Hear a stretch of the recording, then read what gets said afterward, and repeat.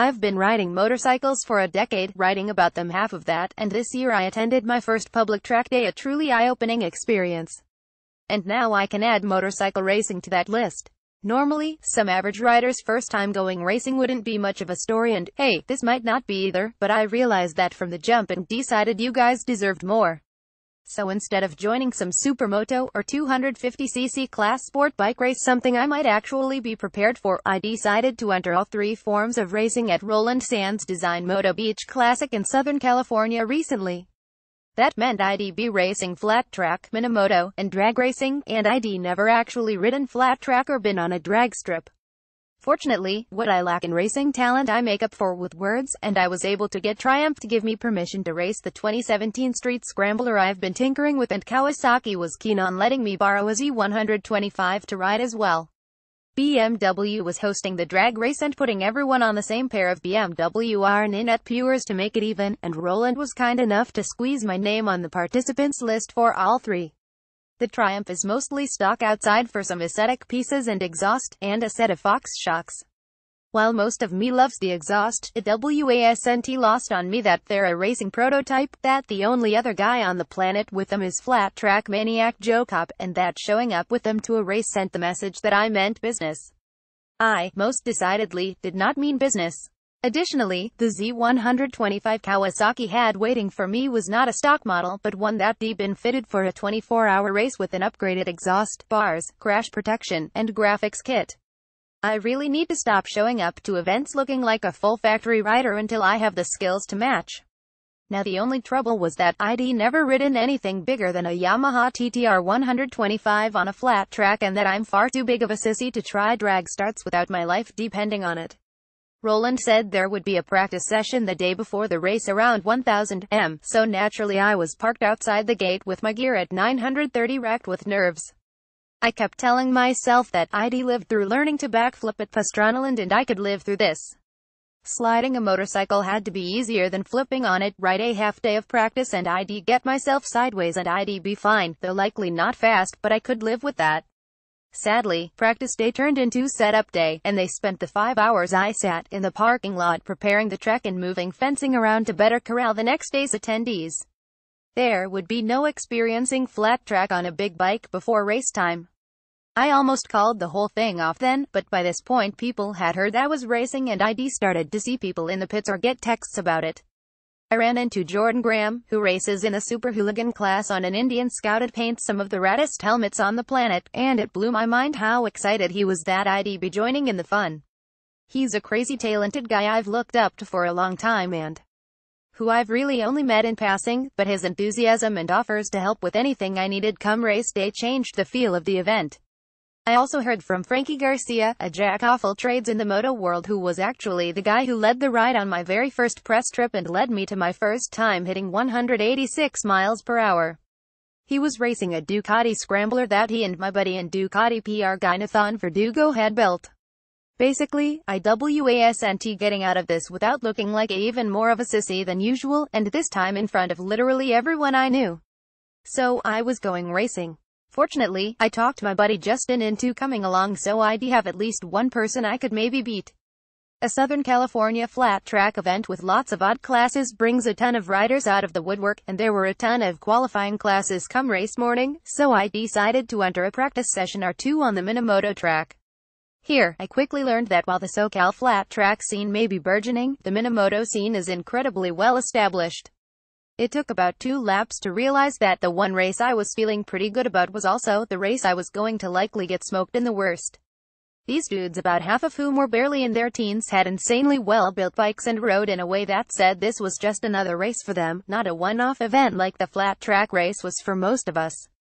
I was getting the hang of the track, and by getting the hang of it, I meant I at least stopped getting lapped by these kids, but a low side kept me just outside of qualifying. To be honest, it was a gift, and it should also be noted that tracks on the beach get dirty and it's based to keep to racing where dirt should be on the track. Finally, it was time for the Runway Ya Brung class to have its qualifying, and I lined up behind the entrance to the track with my heart pounding in my throat. I caught eyes with Graham, who always has a big, goofy smile on his face, and he gave me a big thumbs up, but I diverted my eyes quickly as this situation was far too dire for his jovial attitude. Justin and I locked eyes in a what did we get ourselves into look, but it was too late to back out as someone started yelling, "You're up" at me. I looked down to triple check that traction control and abs were disabled, guessed that second gear was probably where I wanted to live, and cursed myself for not asking for help from all the people who'd offered, and let out the clutch until I found myself on the dirt. I glanced to my right as I entered the track to see hundreds of people clutching the chain-link fence, hoping to see some guys go fast or crash, and I said a quick prayer that I'd get off this track without anyone taking notice of me, and then reminded myself not to worry about them. I'm not gonna lie, those first few laps were ugly. The scrambler felt incredibly heavy, the stock tires weren't giving me much to work with, and I couldn't really figure out how to slow down, which meant I couldn't go very fast. But I made it through, and by the last lap was starting to get the back end a little loose on my corner exits in a way that felt controllable and dependable. Sadly, these qualifying sessions were incredibly short, but fortunately, our class was small enough that everyone was moving on to the next round. I couldn't nearly keep the pace with the other guys though, and Justin ditched me out of the gate, and I knew the next qualifying would probably be pretty ugly and for a much bigger audience. I was greeted by Jordan Graham's huge grin as I entered the pits. "You did it. You're slow as ST, but you did it. How do you feel?" "You're gonna do great. He'll tell Roland you're racing with us next season." It's hard not to be affected by that sort of enthusiasm, and I liked that he didn't have to wait for my answers to know I was in love. There's nothing quite like the face of a man bit by love. I wouldn't have much time to revel in it, or ask questions about how to suck less in the next race, as it was time for the drag race. Have I mentioned how much I hate abrupt things? I've always been a slow learner, in big part because I like taking things in very small increments, something that isn't quite possible when it comes to things like wheelies, backflips, or drag starts. Additionally, the R-Ninette is definitely not my first choice of bikes to learn drag starts on. That big opposing twin moves like a bag full of fighting cats, and the bike carries a lot of weight should things go sideways. By this point in the day, most people had caught wind of Justin and my trash talking, so I wasn't surprised to see our names slotted against each other for the first round of races. I joked that I'd been training for this race my whole life and that I had a big weight advantage over Justin, who has 30 pounds on me, but my attempt to stave off my nerves only lasted until Jamie Robinson kicked off the first race with a massive slide. At least the principles of this race made a little more sense to me. Keep traction, keep the front wheel down, keep my weight low and forward, nail my shifts. I hadn't quite accounted for the fact that all eyes would be on us and there was no way to go unnoticed, but I tried to push everything from my brain as we rolled to the start. I made one last attempt to lighten the burden of the event, giving Justin the bird as we waited for our cue, but was pulled back to reality as I heard someone say the video cameras showing the feed from the event were live and on us and we had 10 seconds. Letitia Klein was launching us, and my heart jumped as she raised her flag. 3, 2, the flag dropped and I did my best to release the clutch as smoothly as possible. Justin's tire inched out in front as we banged through first, second, and third gear, the front wheel lofting slightly in each. I felt myself close the gap slightly and heard him short shift just barely as I milked the last power from third and reaped the rewards as I pulled past him in fourth gear, carrying that into fifth and across the finish line with almost half a bike length on him. We turned around and headed back to the start line, and I couldn't get off the BMW fast enough. I'd just stared death, or at least embarrassment, which feels like death in the face, and I wanted the safety of solid ground as quickly as I could. I got my helmet and gloves off, but my hands would not stop shaking from the adrenaline for what seemed like an eternity. Drag racing and winning a drag race is terrifying, but it's one of the most incredible rushes I've ever had.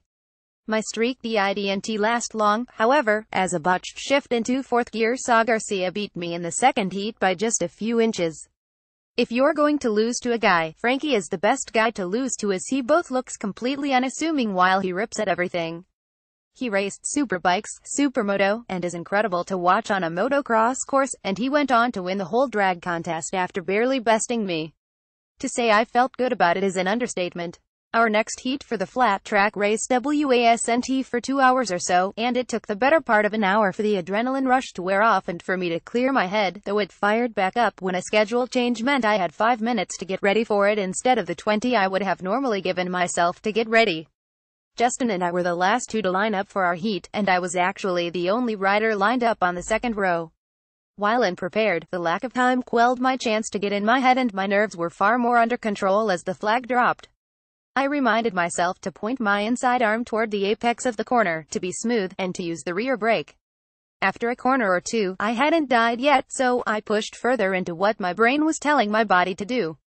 I began to find lines with a little grip and found a way to control the bike as I slid toward the wall on corner exits. My transition from brakes to gas was still pretty abrupt, but I was finding speed and I began passing riders. The point-and-shoot method was working a little better than trying to connect the track in one fluid oval, and I made it around the outside of one guy and then on the inside of two more. I looked up to see a rider I'd met the day prior on his Harley-Davidson Sportster was the only thing standing between me and Justin, and the gap between the three of us was shrinking rapidly.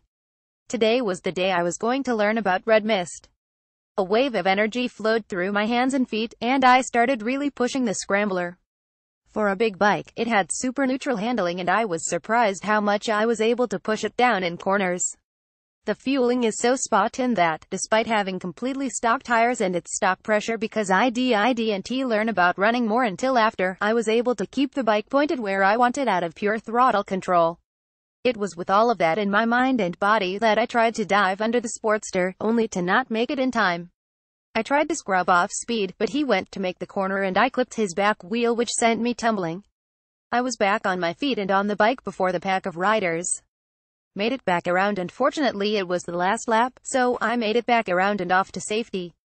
I hadn't escaped the race without scratches, but the biggest mark was the impression left by my first time sort of doing it right.